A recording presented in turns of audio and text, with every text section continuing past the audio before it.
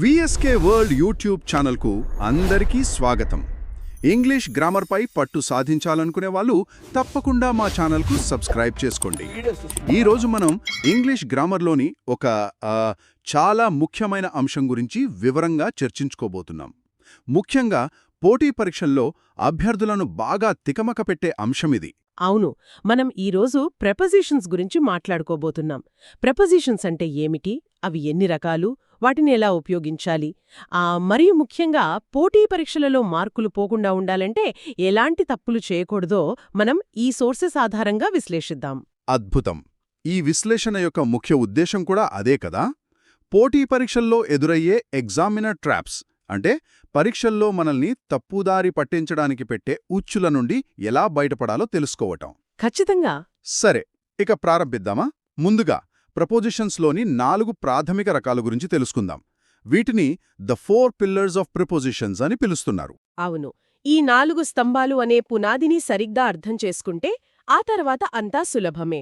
Okay, మొదటిది simple prepositions అంట. అవును, ఇవి చాలా ప్రాథమికమైనవి, ఒకే ఒక్క పదాన్ని కలిగి ఉంటాయి. ఉదాహరణకు at, by, for, in, on వంటివి. సరిగ్గా చెప్పారు. ఇవి చిన్నవే అయినా వాక్యం యొక్క ముఖ్యమైన విధులను నిర్వహిస్తాయన్నమాట. రైట్. ఇక రెండవది కాంపౌండ్ ప్రిపోజిషన్స్. ఇవి ఎలా ఏర్పడతాయి? కొంచెం భిన్నంగా ఉన్నాయి. ఇక్కడే ఆసక్తికరమైన విషయముంది. ఒక నౌన్, యాడ్జెక్టివ్ లేదా యాడ్వర్బ్కు ఏ లేదా బి లాంటి ఒక ప్రిఫిక్స్ అంటే ఉపసర్గ జోడించడం ద్వారా ఇవి ఏర్పడతాయి. ఓ అలాగా. అంటే ఉదాహరణకు inside, outside, underneath, below, beneath, beside, between, beyond.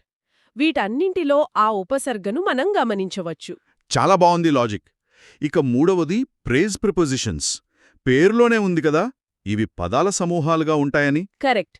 ఇవి కొన్ని పదాల సమూహంగా ఉన్నప్పటికీ ఒకే ఒక్క ప్రిపోజిషన్ లాగా పనిచేస్తాయి, ఒక యూనిట్ లాగా అన్నమాట. ఉదాహరణకు in front of, on account of, by means of. ఇవి వాక్యానికి మరింత సంక్లిష్టమైన, ఇంకా చెప్పాలంటే నిర్దిష్టమైన అర్థాన్ని ఇస్తాయి. అర్థమైంది. ఇక చివరిగా 4వ స్తంభం పార్టిసిపుల్ ప్రిపోజిషన్స్. ఇది కొంచెం భిన్నంగా అనిపిస్తోంది. అవును, ఇవి ప్రెజెంట్ పార్టిసిపల్స్ అంటే ఐఎన్జీ రూపాలు అయినప్పటికీ వాక్యంలో ప్రిపోజిషన్స్గా పనిచేస్తాయి. అంటే వర్బ్లా కనిపించినా చేసే పని ప్రిపోజిషన్ది అనమాట. ఖచ్చితంగా. ఇవి క్రియాశీల రూపాలను సూచిస్తాయి. ఉదాహరణకు కన్సిడరింగ్, రిగార్డింగ్, డ్యూరింగ్.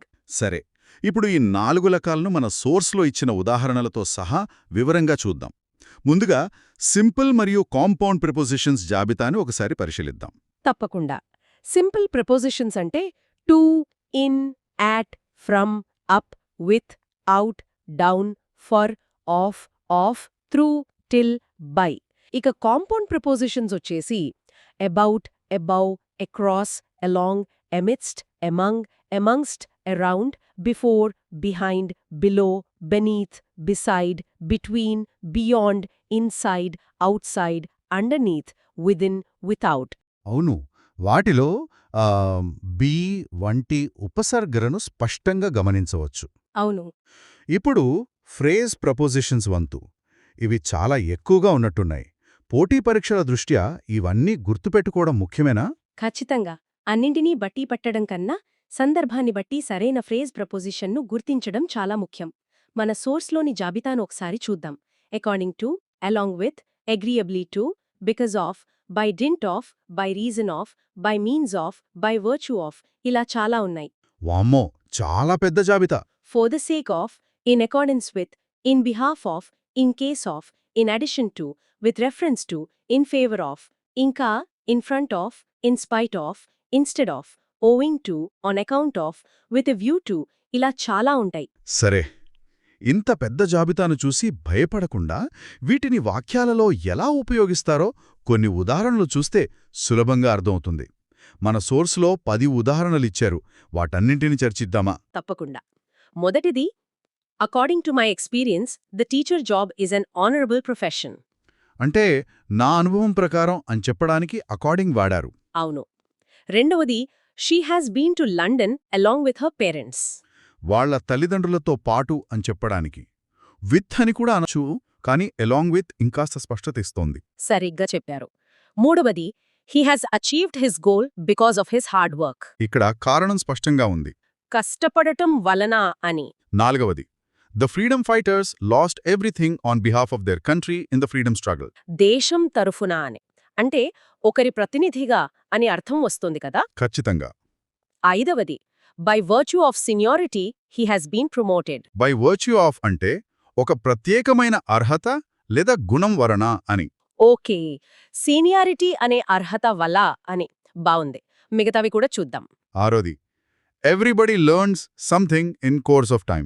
కాలక్రమేణా అని అర్థం. ఏడవది, you have to prove your talent by doing something instead of talking. మాట్లాడటానికి బదులుగా చేసి చూపించాలి, ఒకదానికి ప్రత్యామ్నాయంగా. అవును. ఎనిమిదవది కూడా ఇన్ కోర్స్తోనే ఉంది. Sindbad met with many difficulties in course of his voyage. తన ప్రయాణ సమయంలో అని. తొమ్మిదవది, Srirama sacrificed his throne in favour of his brother Bharat. భరతునికి అనుకూలంగా లేదా అతని మేలు కోసం అని. ఇక చివరిది, పదవది, Dharmaraju left for the forests with his brothers and wife for the sake of his word. మాట కోసం, ఫర్ ద సేక్ ఆఫ్ అనేది ఒక ఉన్నతమైన ఆశయం కోసం త్యాగం చేయడాన్ని సూచిస్తోంది కదూ. అవును, చాలా బలమైన పదమది. ఇప్పుడు చివరి రకం పార్టిసిపల్ ప్రపోజిషన్స్. వాటి ఉదాహరణలేమిటి? మన సోర్స్ ప్రకారం జాబితా ఇది: barring, concerning, considering, during, notwithstanding, pending, regarding, respecting, touching. Okay, వీటిని వాక్యాల్లో ఎలా వాడతారో చూద్దాం. మొదటిది, barring the explosion of atom bomb, Japan has become an advanced country. అంటే యాటం బాంబు పేలుడును మినహాయిస్తే లేదా అది జరగకపోయి ఉంటే అని. అవును. రెండవది, concerning the serial bomb blasts, the people of Hyderabad have been terrified. వరుస బాంబు పేళ్లల గురించి అని. రిగార్డింగ్ లాంటిదే, కానీ కన్సర్నింగ్ వాడటం వల్ల ఆ తీవ్రత తెలుస్తోంది. సరిగ్గా పట్టుకున్నారు. సరే, ఇక్కడే అసలైన విషయం ఉంది. నియమాలు తెలుసుకోవడం ఒక ఎత్తు అయితే, ఆ నియమాలకున్న మినహాయింపులు తెలుసుకోవడమే పరీక్షలో గట్టెక్కే మార్గం. ప్రపోజిషన్స్ ఎక్కడ ఉపయోగించకూడదో చూద్దాం. మొదటి ట్రాప్ ఏమిటి? ఇది చాలా మంది చేసే పొరపాటు. Trap number 1, transitive verbs. ఒక ట్రాన్సిటివ్ వర్బ్ యొక్క ఆబ్జెక్ట్కు ముందు ఎప్పుడూ ప్రపోజిషన్ ఉపయోగించకూడదు. ఉదాహరణకు, the police caught a thief అనాలి, అంతేకాని the police caught of a thief అనకూడదు. ఖచ్చితంగా. అలాగే ఐ మెట్ హిమ్ యెస్టర్డే అనాలి, I met to him yesterday అనకూడదు. ఇంకో ఉదాహరణ, she told me the news, అంతేకాని she told to me the news కాదు. అవును, ఆ టోల్డ్, మెట్, కాట్ అనే క్రియలకు మధ్యవర్తి అవసరం లేదు. అవి నేరుగా ఆబ్జెక్ట్ను తీసుకుంటాయి. ఓకే, ఇది చాలా స్పష్టంగా ఉంది. ఇక రెండవ ట్రాప్ ప్లేస్ అండ్ టైంకి సంబంధించింది. Trap number 2, place and time. కొన్ని ప్లేస్ మరియు టైం ఎక్స్ప్రెషన్స్కు ముందు ప్రపోజిషన్ రాదు. ఉదాహరణకు, he completed the work last week అనాలి, he completed the work in last week అని అనకూడదు. కరెక్ట్. అలాగే the boy can run 10 kilometres అనాలి, the boy can run 10 kilometres అనకూడదు. ఇంకోటి, వెయిట్ అన్ అవర్, అంతేకాని వెయిట్ ఫర్ అన్ అవర్ కాదు. అవును. చివరిగా, they are standing outside, they are standing in outside కాదు. అయితే ఇక్కడే ఒక మినహాయింపు ఉంది కదా. సమయానికి సంబంధించి ప్రెపోజిషన్స్ ఎప్పుడు ఉపయోగించాలి? In the morning, on Sundays అని అంటాం కదా. చాలా ముఖ్యమైన ప్రశ్న.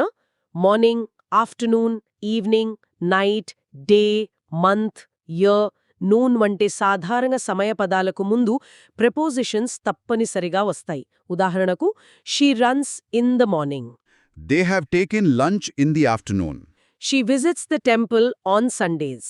Be here by 10 o'clock. ఇవన్నీ కరెక్ట్. అవును, లాస్ట్ వీక్ లాంటి నిర్దిష్ట పదాలు వచ్చినప్పుడు మాత్రమే ప్రిపోజిషన్ ఉండదు. ఓకే, అంటే మూడవ ట్రాప్ కూడా దీనికి సంబంధించిందే, టైం క్వాలిఫైయర్స్ గురించి. అవును. Trap #3 time qualifiers.